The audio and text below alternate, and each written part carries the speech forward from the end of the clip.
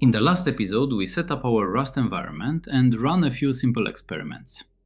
Today, things get much more interesting. Today, we are going to write our first working artificial neuron in Rust, and we will do it completely from scratch. We are not going to use any machine learning library. No TensorFlow, no PyTorch, no pre-built frameworks, just pure Rust code. The reason for doing this is simple. If you really want to understand machine learning, you need to understand what happens under the hood. And the best way to do that is to implement the algorithms yourself. So today, we will build one of the most fundamental components of neural networks, the perceptron. What is a perceptron? A perceptron is the simplest possible artificial neuron. It takes several input values. Each input is multiplied by a weight, which determines how important that input is. Then, all those weighted inputs are summed together. Finally, the result is compared with the threshold. If the value exceeds the threshold, the neuron fires and returns 1. If not, it returns 0. In other words, the perceptron behaves like a binary decision unit. Mathematically, the perceptron computes the following. Let's walk through this code and understand what it does.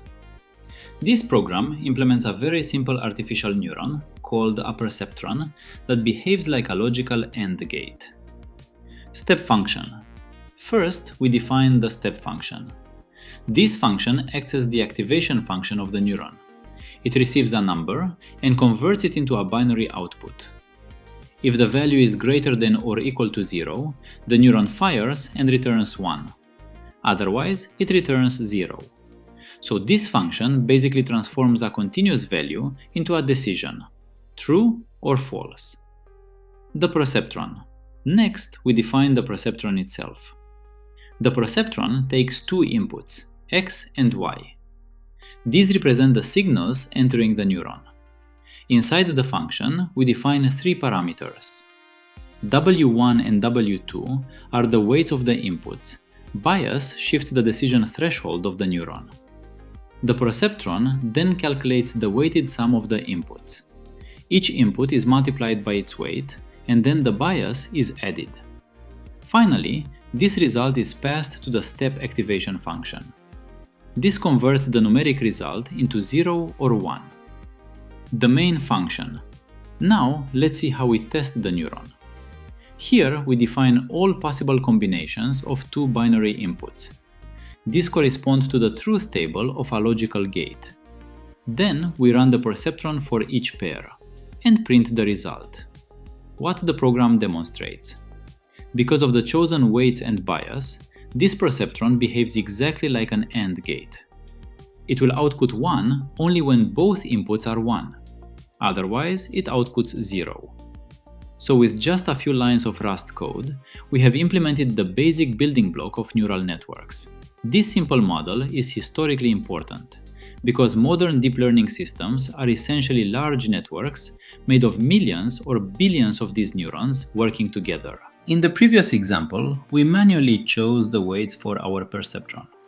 But in this version, the neuron will learn the correct weights by itself. We define the training data. These four examples represent the truth table of the AND logic gate. For example, 0, 0 should produce 0. 0, 1 should produce 0. 1, 0 should produce 0. 1, 1 should produce 1. This dataset is what the perceptron will learn from. Now we initialize the weights and bias. At the beginning, the neuron knows nothing, so we start with zeros. These values will gradually change during training. Next, we define two training parameters. The learning rate controls how big each weight update is. The epochs represent how many times the perceptron will go through the entire dataset. In this case, we train the neuron 20 times over the same examples. Now we start the training loop. Each epoch means the neuron will look at all training examples again and adjust its weights. Inside this loop, we iterate over the dataset. For each example, we extract the two inputs. Then the perceptron computes its weighted sum. This is the core equation of the perceptron. The result is passed through the activation function. Now we compare the predicted output with the expected output. If the prediction is wrong, the error will be either +1 or -1. This is the perceptron learning rule. If the neuron makes a mistake, the weights are slightly adjusted in the direction that reduces the error. Over time, these small updates push the perceptron toward the correct decision boundary. This error tells us how to adjust the weights. After training finishes, we print the final weights and bias. These are the values the perceptron discovered during learning. Finally, we run a test phase. We feed the same inputs again and see if the perceptron now produces the correct outputs. If everything worked correctly, the perceptron has successfully learned the AND gate. The important idea here is that we did not manually choose the weights. The neuron discovered them automatically by learning from examples. This simple mechanism is the core idea behind machine learning.